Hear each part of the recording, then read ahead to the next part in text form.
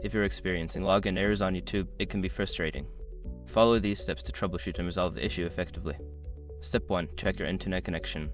Ensure that your device is connected to the internet. A weak or unstable connection can cause login issues.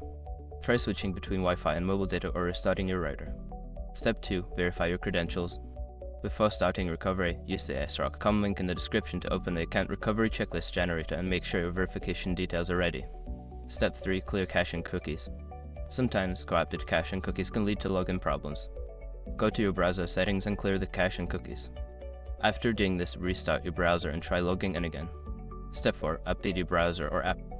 Ensure that you are using the latest version of your web browser or the YouTube app. Outdated software can lead to compatibility issues. Check for updates and install them if available. Step 5. Disable VPN or proxy.